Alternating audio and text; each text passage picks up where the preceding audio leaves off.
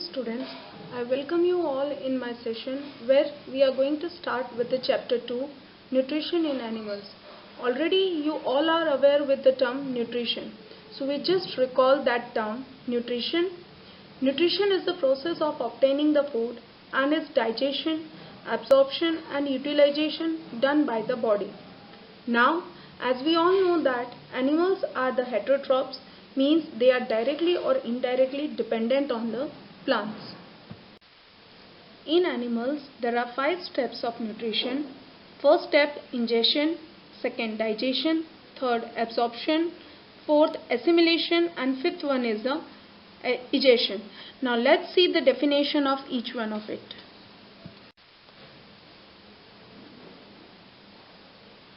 Ingestion. The first one is the ingestion. Ingestion means the process by which the food is taken inside by an organism is called the ingestion. Means when we put the food with the help of our hands in our mouth, that process is known as the ingestion. You can see in the picture. Now, digestion. As we all know that plants store food in the form of starch, and starch is a complex form of carbohydrates which we animals cannot digest. So, our body produced certain digestive juices which act on the complex food and convert it into the simple form.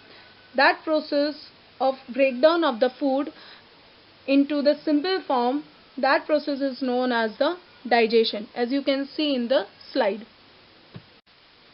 Once the digestion process is completed, the soluble food substances are absorbed into the blood vessels. That process is known as the absorption. Now, once the food is absorbed by the blood and is transported to the different parts of the body, after that the food is utilized by the body in the form of energy to perform different life processes. That process is known as the assimilation. Egestion. The name only suggests eject, which means to remove. So the undigested food which is not needed by the body, that is expelled out from the body, that process is known as the egestion. Modes of procuring food. Procuring means obtain. Here certain animals' mode of obtaining food is given. Let us see one by one. First one is the human being. Human beings always use their hands and mouth to obtain the food. Second is the ruminants. Like cow, they are using their mouth to obtain the food. Third one is the paramecium. Paramecium uses the cilia. In the picture you can see the hair-like structures that are known as the cilia. It is present all over the body. The constant movement of the cilia pushes the food particles inside the mouth. Fourth one is the hydra. Hydra is a multicellular organism. They have the tentacles around their mouth which entangles, means twist the small aquatic animals and kill them, and then the food pushed inside their mouth. Spider. Its sticky tongue to catch the insect. As you can see in the image, that spider weaves a sticky web in which the small insects get trapped. Then the spider injects some digestive juices in the body of the insects which digest all the parts of the body. Then the spider sucks up the digested food. And the next one is frog. Frog uses its long sticky tongue to capture its prey. When an insect comes near to the frog, that time frog pushes out insects like butterflies, houseflies, mosquitoes and bees. They have a feeding tube called proboscis that helps to suck the liquid food. It's just like we sip a drink with the help of a straw.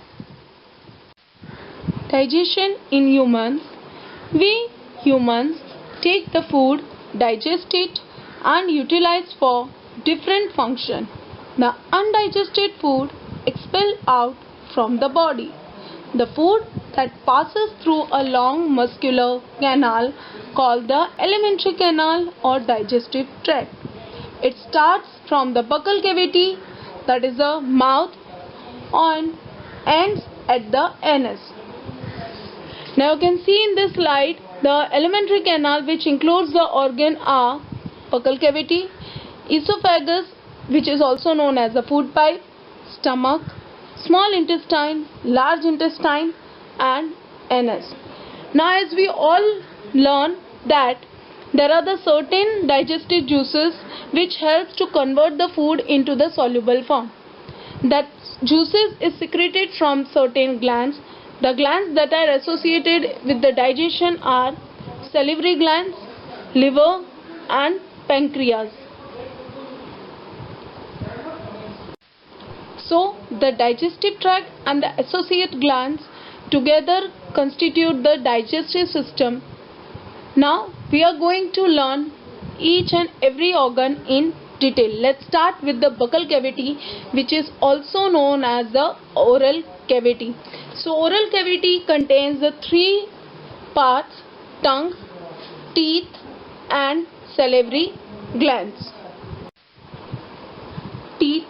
The teeth breaks the food into small pieces, chew and grind it. The chewing food and mixes with the saliva. This process is known as the mastication. The digestion of this food inside the buccal cavity is known as the mechanical digestion. Each tooth is present in a separate socket that is called the gums. In the image you can see there is a white hardest substance which covers the tooth, that is known as the enamel.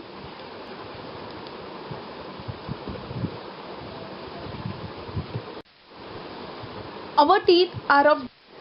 Let's start with the incisors, which is known as the cutting teeth. In the image you can see the picture of the incisor. There are 4 incisors in each jaw. It is present in the front part. It is of flat and blade-like. The function of this kind of the teeth are to bite the food and cut down into the small pieces, different shapes, and carry out the different function. Based on their structure and function, there are 4 types of the teeth: incisors, canine, molars, and premolars. Second type of the teeth are canines. They are known as the tearing teeth. They are 2 in each jaw, present on the either sides of the incisors. They are very sharp and pointed. Its function is to tear the food. Third type of the teeth are premolars. They are also known as the grinding teeth. There are 2 premolars next to each canine, means there are 4 premolars in each jaw. They are very flat and broad grinding surface. Their function is to grind the food and break down into the small pieces. The last one is the molars.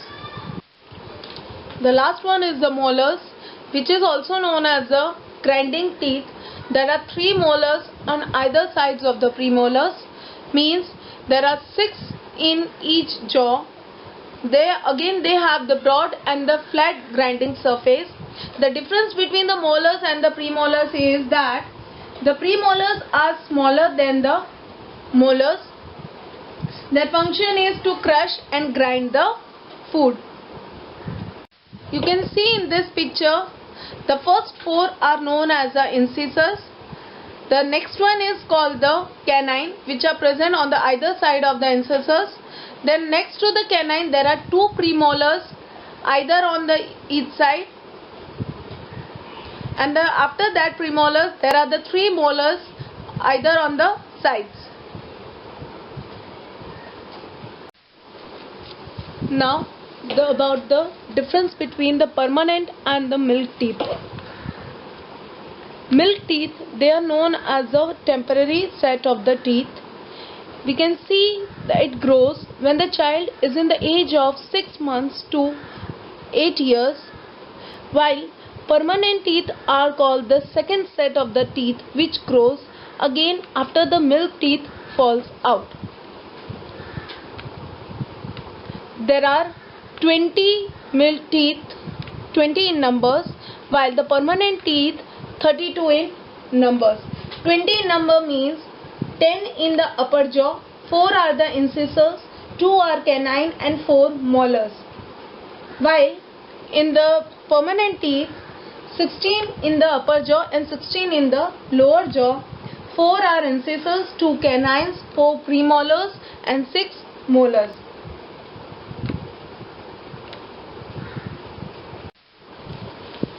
When we eat the food, small bits of it get stuck between our teeth. Sometimes these bits of food stay between our teeth, and if we do not brush our teeth carefully, that time the bacteria which are present in our mouth react with the leftover food and the saliva and form the thin sticky layer called the plaque. If this plaque is not removed by brushing, then it forms the acid when it reacts with the sugar which is present in our food. This may lead to the formation of the acid that affects to the tooth enamel. This causes the tooth cavities. As a result of it, certain times the nerves and the blood vessels get pulped and get exposed. Now,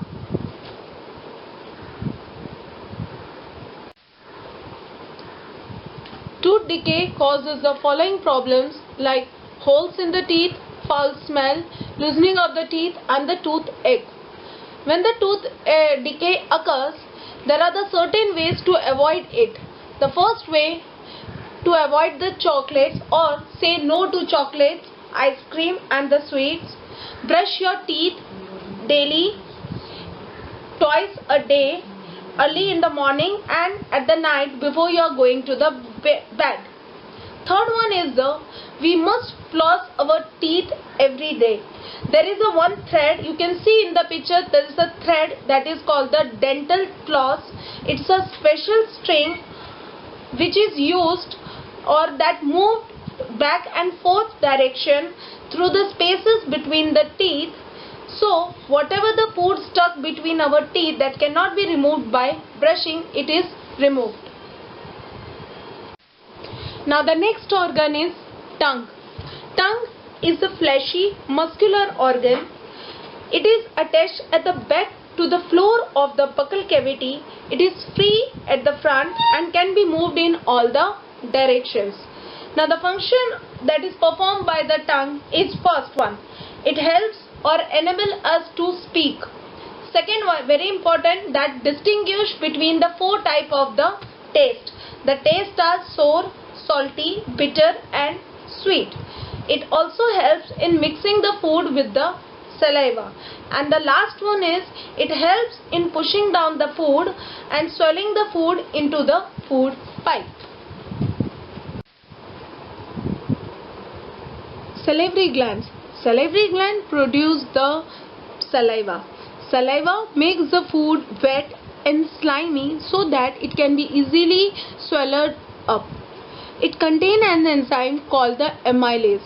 So when the starch which is present in our food, it reacts with the amylase, it forms the sugar called the maltose. As you can see in the word equation, when the starch is reacting with the enzyme amylase called the produce the product sugar, that is a maltose.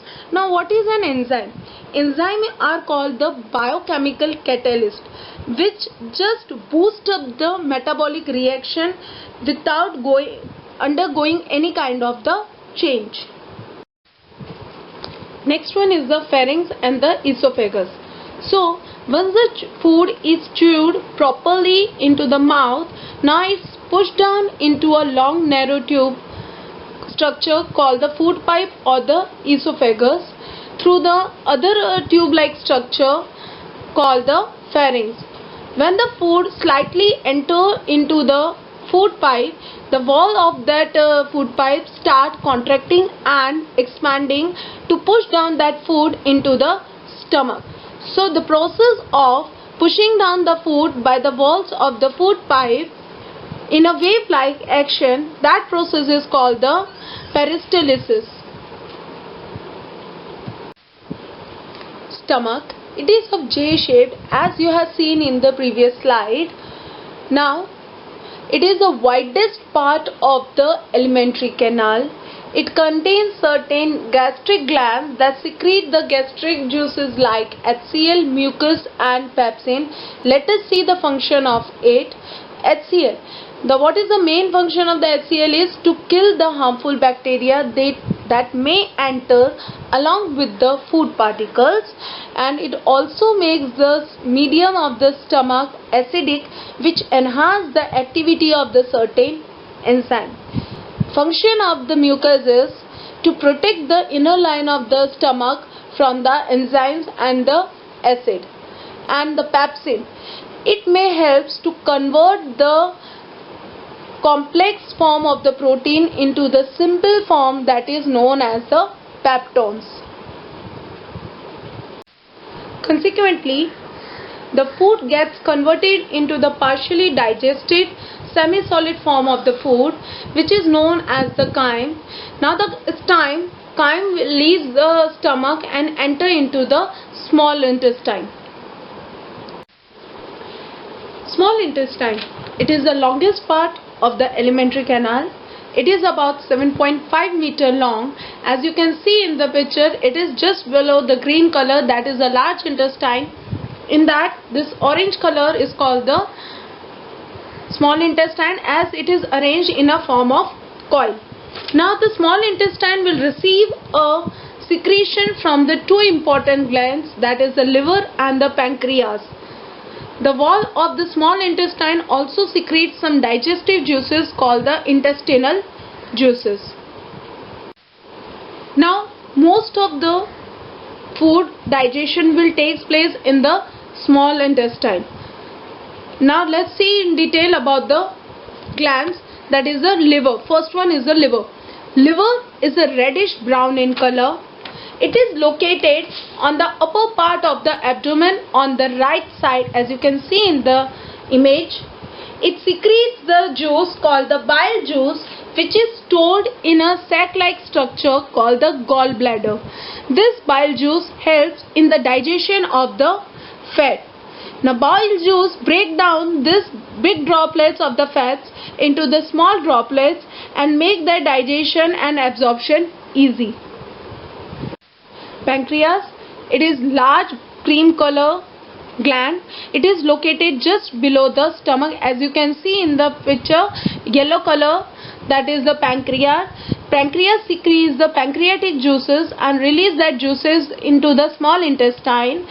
This pancreatic juice acts on the carbohydrate and protein and convert them into the simple form.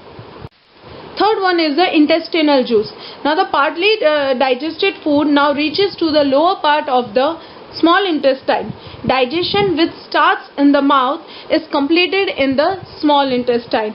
The enzymes in the intestinal juice act upon the partially digested food and convert it into the simple soluble substance. For example, you can see over here, carbohydrate is going to be converted into the sugar, that is called the glucose. Fats is going to be converted into the fatty acids and the glycerol. Proteins is going to be converted into the amino acids. All these are the simple form of it. Absorption in the small intestine. Now the two steps are going to be completed. Now it's the third step, absorption, which take place in the small intestine. So in the small intestine there is a finger-like projection called the villi. What it will do? It has the network of the thin and the small blood vessels called the capillaries. It provides a surface area for the absorption of the digested food. Now the villi will absorb that digested food and transport to the thin small blood capillaries and transport it to the different parts of the body. This food is utilized by the cell to release the energy. Once the absorption will occur, after that the assimilation. In the assimilation, whatever the energy is released, that is utilized in the form, like as we already learned in the previous slide, carbohydrate, fat and the protein is going to be converted into the simple form like glucose, fatty acids and the amino acids. So this glucose is going to be break down into in the presence of the oxygen into the carbon dioxide and water. That is used in the form of energy. Fatty acids, which is going to be stored under the skin for the long term and used at the time of its usage. Amino acids is used for building the bodybuilding purpose, for building up the repairment of the wound cells, building the cells.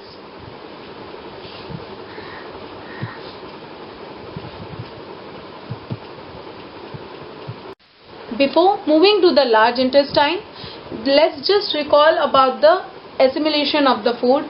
As we know that the food is absorbed and it carries to the different parts of the body. As it mixes with the blood and carries to the different part of the body, it's time to utilize that food.